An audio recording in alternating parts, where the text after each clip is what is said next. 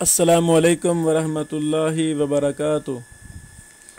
العلل و معرفت الرجال للامام علی بن المدینی، حدیث نمبر 147۔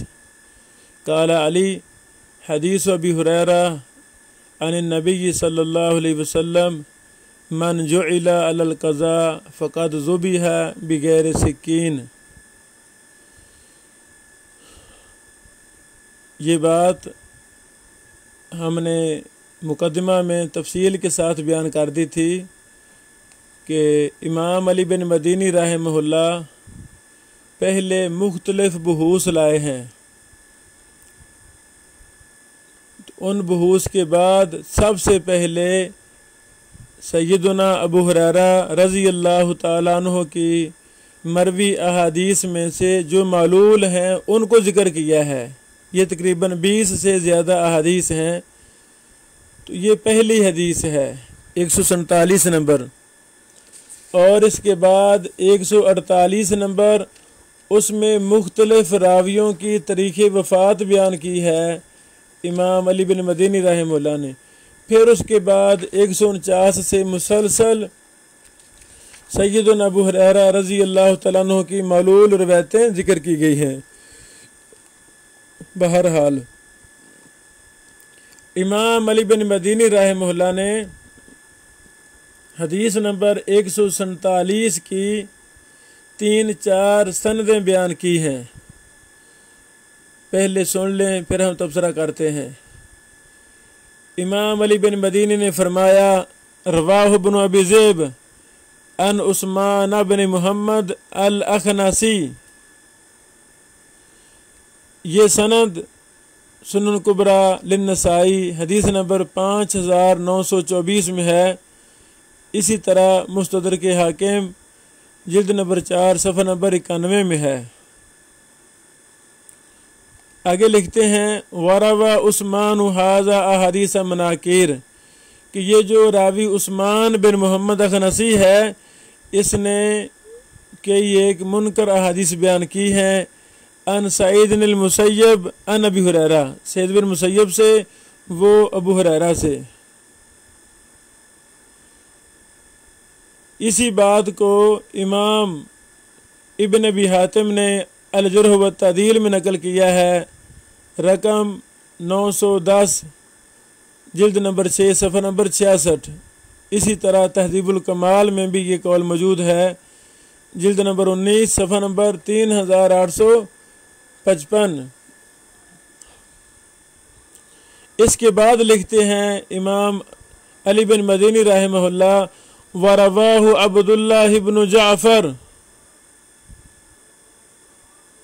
فخالف ابن ابی ذئب فی اسنادی، کہ اس کو عبداللہ بن جعفر نے بھی بیان کیا ہے، انہوں نے ابن ابی ذئب کی مخالفت کی ہے اپنی سند میں۔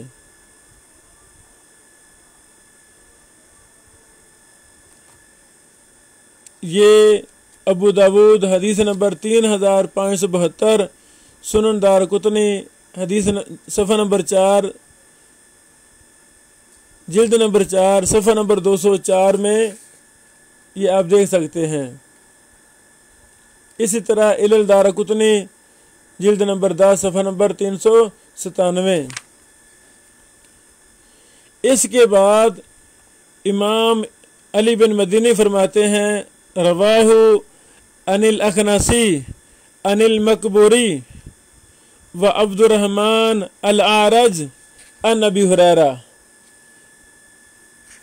اس کے بعد آخر میں اپنا فیصلہ سناتے ہیں والحدیث عندی حدیث المقبوری، میرے نزدیک مقبوری کی حدیث ہی درست ہے۔ سبحان اللہ۔ اور یہی بات دیگر کے ایک ائمہ محدثین نے فرمائی ہے۔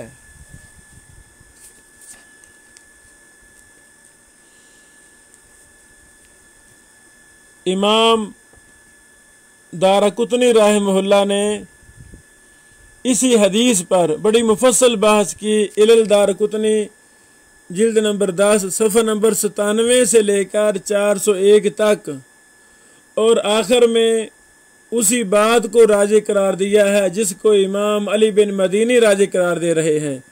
امام دارقطنی کے الفاظ ہیں والمحفوظ عن المقبوری عن ابی ہریرہ رضی اللہ تعالیٰ عنہ۔ اسی حدیث کے متعلق چند ایک فوائد علمیہ بھی ہم نقل کرنا چاہتے ہیں۔ امام ابن جوزی رحمہ اللہ نے العلل المتناہیہ میں اس کی 2 سندیں بیان کی ہیں۔ پہلی سند حدیث نمبر 1261 ہے اور دوسری 1262 ہے۔ دونوں نقل کرنے کے بعد لکھتے ہیں قال المؤلف ھذا حدیث لا یصح، یہ حدیث صحیح نہیں ہے، اس سے مراد 1262 نمبر حدیث ہے۔ آگے لکھتے ہیں الطریق الاول فلا یرویہ عن بکر بن بکار قال یحییٰ لیس بشیء واما الثانی فداؤد مجہول قال یحییٰ لا اعرفہ۔ اللہ اکبر۔ اسی طرح امام احمد بن حنبل نے بڑی مفید بات فرمائی اسی حدیث کے حوالہ سے۔ یہ بات ہمیں مسائل ابی داود للامام احمد بن حنبل میں ملی، حدیث نمبر 2045 ہے۔ امام احمد بن حنبل نے کہا ما ارا سامعہ من سعید ھذا حدیث عثمان الاخنسی ان ابی، آگے مکمل سند ہے، اس کے آخر میں ہے ان ابی ہریرہ عن النبی صلی اللہ علیہ وسلم، اس کے بعد فرماتے ہیں وَإِنَّمَا هُوَ عثمان بن محمد الاخنسی وَهِمَ فِيهِ صفوان۔